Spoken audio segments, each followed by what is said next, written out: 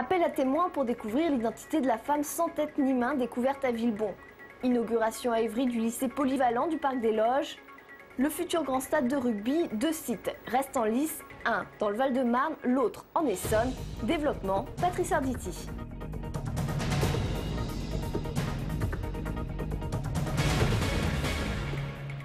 Bonsoir, et c'est par le sport que nous allons commencer, et plus particulièrement par le foot, avec une belle déception pour le club de l'AS Évry.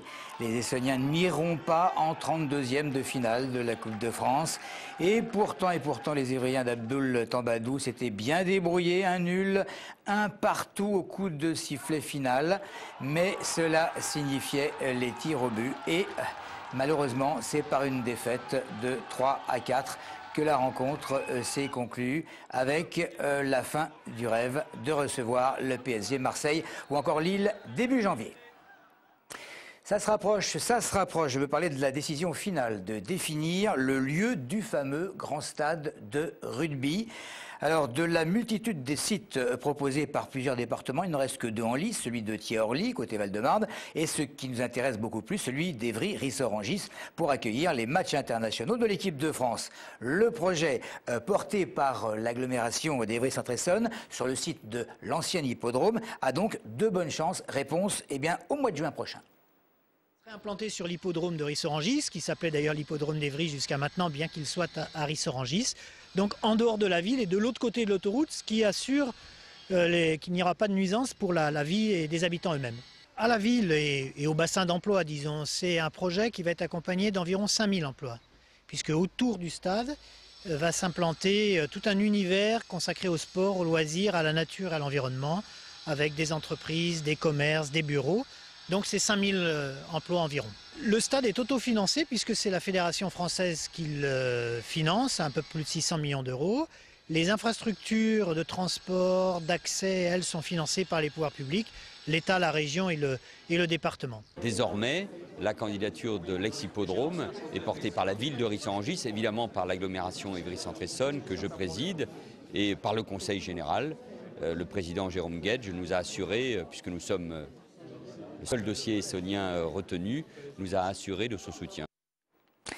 Un appel à témoins lancé par les sections de recherche de Palaiseau et de Paris pour tenter évidemment de découvrir l'identité de la malheureuse retrouvée sans tête ni main et en partie calcinée. Il s'agit d'une femme de moins de 40 ans, peut-être même une jeune fille mesurant 1,50 m et peut-être même une personne qui aurait séjourné près de Villebon-sur-Yvette, à quelques centaines de mètres du lieu où elle gisait. Les habitants de Villebon, évidemment sous le choc, tout le monde sait que la victime portait entre autres une chaîne en métal doré et un legging de laine bleue ou noire. Quelques perturbations ce matin à la gare de Massy, TGV, concernant les changements d'horaire de la SNCF. Bien informés, la plupart des voyageurs avaient pris leur disposition, mais certains rouspétaient contre des trains qui les obligeaient souvent à partir beaucoup plus tôt qu'à leur habitude ou contre des périodes, des temps entre chaque correspondance beaucoup plus courts. Je viens d'Angoulême et je vais sur Bondoufle. Et voilà, je suis obligée d'attendre 3 heures à la gare avant de pouvoir rejoindre ma société pour pouvoir travailler. Donc c'est bien, je perds une demi-journée.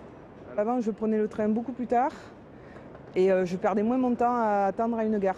Je ne prends pas le train souvent et je ne vois pas trop la différence. Je ne vois pas en quoi c'est un problème concrètement. Beaucoup de perturbations pendant la réservation sur Internet en fait. C'est essentiellement la réservation sur Internet qui est très perturbée, c'est tout. Ça m'a fait partir une demi-heure plus tôt. On fait avec, hein. On n'a pas d'autre choix de toute façon. On n'a pas d'autre choix. Un témoignage recueilli par Christophe Garnier. Une petite page politique avec tout d'abord Jean-Marie Le Pen. Jean-Marie Le Pen qui est venu en Essonne et même à l'INAS pour booster la campagne de sa fille Marine pour la présidentielle. L'ancien numéro 1 du FN qui a indiqué que selon lui, Nicolas Sarkozy ne serait pas candidat. Cela dit, un comité d'accueil de gauche, vous le voyez, a manifesté sa désapprobation de voir l'ancien leader frontiste dans le département. Leader frontiste qui dispose évidemment, vous le voyez également, de troupes pour répliquer au slogan des adversaires de l'extrême droite. À propos de présidentielle, c'est maintenant officiel. Nicolas Dupont-Aignan est candidat. Le souverainiste et député maire de Hyères entend contribuer à, je cite, rendre à la France sa liberté en sortant de l'euro et avec un protectionnisme intelligent, fin de citation. Nicolas Dupont-Aignan en campagne cette semaine, vraisemblablement vendredi prochain d'ailleurs, en Seine-Maritime, où il devrait dévoiler justement les 5 mesures phares de son programme relatif au protectionnisme.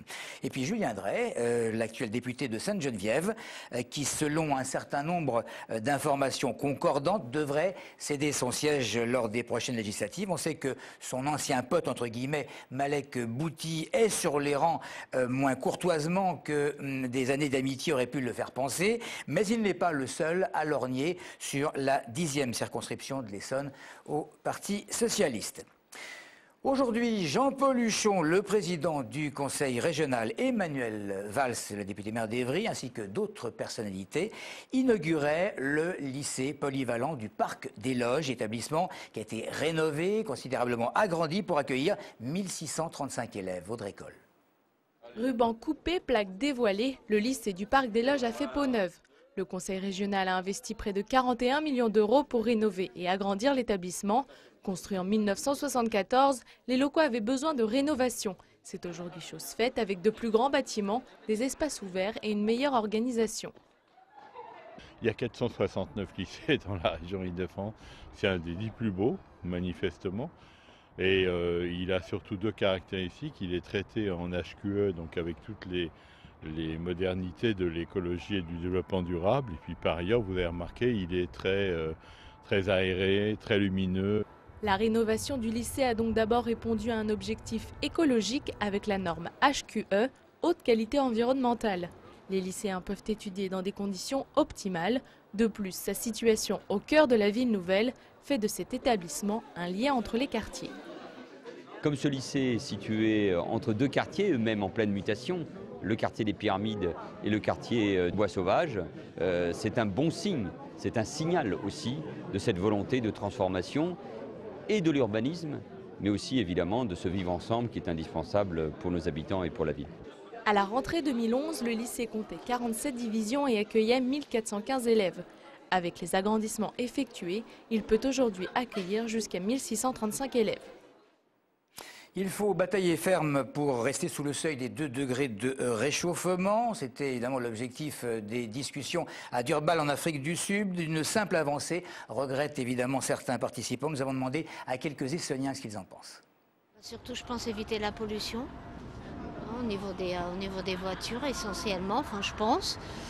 Il faudra commencer par économiser un peu l'électricité, des choses comme ça, quoi. Avoir le pied léger. Parce qu'on peut faire aussi bien avec beaucoup moins d'énergie, oui. Je crois que c'est une prise de conscience tout à chacun sur le réchauffement climatique. Après, c'est assez technique, il y a des scientifiques qui se sont exprimés très clairement là-dessus. Je crois que c'est à un moment donné prendre en compte ce que beaucoup de scientifiques disent. Et que, voilà, je crois qu'on a, tout citoyen a une part de responsabilité sur le réchauffement climatique. Au quotidien, il faudrait que chaque citoyen soit très vigilant sur la manière dont déjà trier les déchets.